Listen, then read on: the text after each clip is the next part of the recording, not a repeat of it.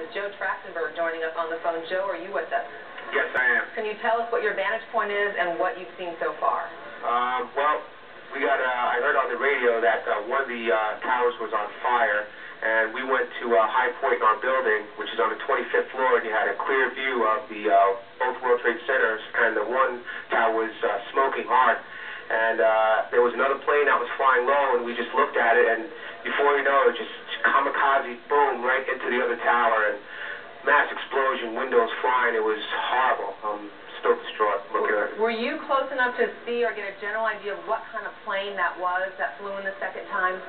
Well, I'm not an expert on planes, but it wasn't didn't seem like a big passenger jet. It was a smaller type plane because it made some pretty radical turn, and they were flying low, and you're not used to see big planes flying over Manhattan because I don't think you're allowed to, but it was pretty tough. And explain to me again what your vantage point is, where you are in the city looking at this.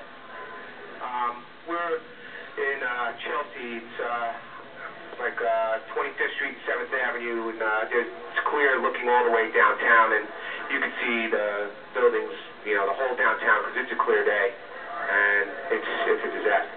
And once again, describe for us what you saw as that plane went to the second building. That plane just flew straight into the second building on the downtown side, it appeared. It was just a huge explosion, and smoke just immediately, the fire started immediately coming from the second tower as it hit, and there was glass flying everywhere. All right, looks like there's a little bit of audio problem with that, so I'm going to say thanks to Joe Trachtenberg for talking to us and telling us what he saw. We were watching it right here, live on CNN, as that plane went in. He had a closer vantage point and could see, as you heard Leon, he was saying he doesn't think it was a big jet, but a smaller plane, closer up from where he could see it. Well, we do have a tape of a recounting by another witness, another eyewitness. We're going to go to some tape that we're getting for our affiliate WABC in New York, where they interviewed an eyewitness who saw the second crash as it happened. I'd say the whole takes about... Looks like 6-7 floors were taken out. And there's more explosions right now. Hold on, people are running. Hold on just a moment. We got an explosion inside. The building's exploding right now. You got people running up the street. Okay. I don't know what's going on. Okay, just put Winston on pause there for just a moment. Okay, the whole building just exploded some more. The whole top part. Okay. The building's still intact. People are running up the streets.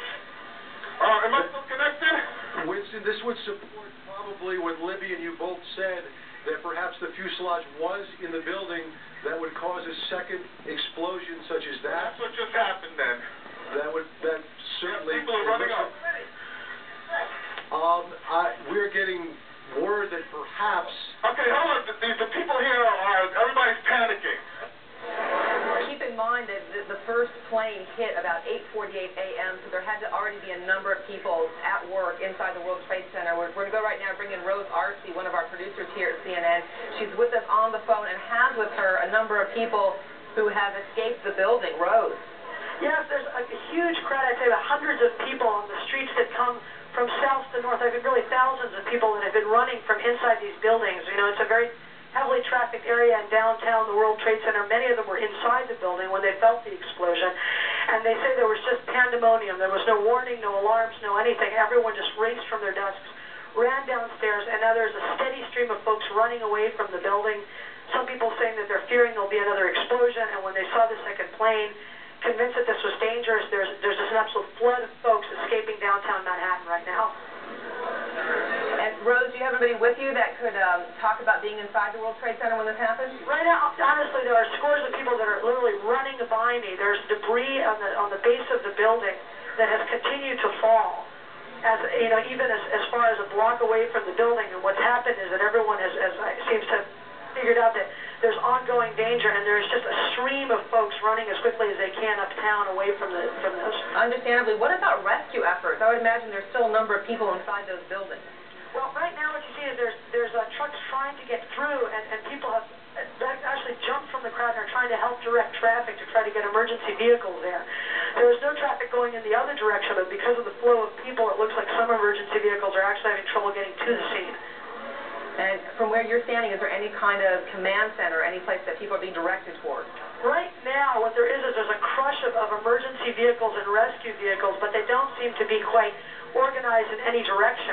There's fire department vehicles on the one side where you see the smoke coming out of the building.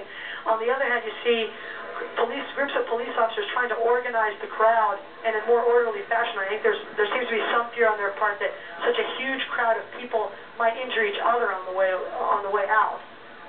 All right, Rose Arce on the ground there near the World Trade Center. We continue our coverage live with the live pictures as we go. And we're just now getting word again from the Associated Press now saying that the crash of these two aircraft into the towers of the World Trade Center, New York, appear to be an act of terrorism. This, they are quoting a U.S. official. They did not say which department this U.S. official was speaking from, or the authority this official was actually carrying at this particular point, but they're saying that a U.S. official is now saying to the Associated Press, it is official, well, he's saying at least that these two aircraft crashes we're seeing into each of the towers of the World Trade Center are the act of terrorism. We're just getting word now that President Bush is going to be coming out and he's going to have comments momentarily. We understand, we're keeping an eye on the picture from Sarasota. He's going to be returning to Washington almost immediately, we understand. Darren? And in fact, as you mentioned, President Bush is in Florida today. We're supposed to have an education event just minutes from now. That has been canceled. Our Major Garrett is traveling with the President. Major, maybe you can tell us a little bit more on the President's immediate plans. Good morning, Darren. President Bush, as you said, will make a statement here at Emma E. Booker Elementary School in Sarasota on the catastrophe at the Twin Towers in New York. Following that statement, the President will board Air Force One and return immediately to Washington. We are told by White House officials traveling with the President in Sarasota that he was notified either shortly before 9 a.m. or just shortly after. We don't have an exact moment of the notification of the President. We believe his Chief of Staff, Andrew Card, told him of the events in New York City. The President has been monitoring them as best as he can. He was, at one moment this morning, sitting reading a book to some of the elementary school children here as scheduled. Reporters asked him if he was aware of the situation in New York. He nodded a bit gravely and said he would have something to say about that shortly. We are expecting that statement any moment now.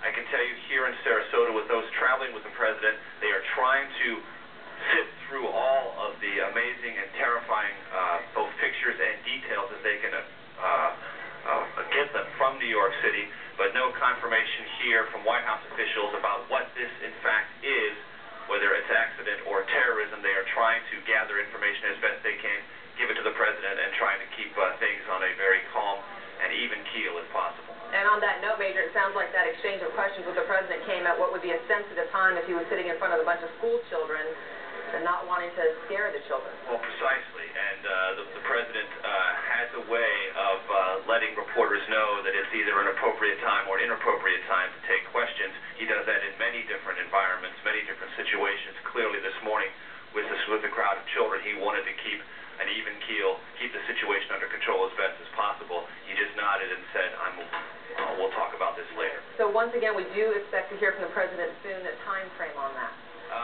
Within the next 10 minutes or so. Again, things are very much in flux. Things are a bit confused. The event here, which was scheduled to talk about education reform, talk about the importance of reading, that has been scrubbed, and the President is trying to gather whatever information, all the information he can from various White House sources, make a statement, and then get aboard Air Force One, get back to Washington just as soon as he can. Major Garrett traveling with the President in Sarasota, Florida. Major, thank you very much. And, of course, as soon as the President begins to speak, you'll see those comments live here on CNN. Leon. I want to just inform you that we just got word, according to Reuters News Service, trading on the markets in New York have been postponed indefinitely. And we will try to keep an eye on that, but can't expect that to happen, get underway anytime soon. But we just heard Major Garrett mention moments ago this investigation. We're just getting reports here, the Associated Press, saying that U.S. officials are saying this is an act of terrorism. Let's go now to our David Enzor, who's on the phone right now, and give us some more information on what may be at stake there. David. Well, Leon, I can just tell you that U.S. officials are also telling me that this is clearly not an accident in their view, and they do believe that terrorism is at the root of this. They believe this is a terrorist act. However, they have very little other information. Obviously, law enforcement agencies will be taking the lead on this, trying to find out who these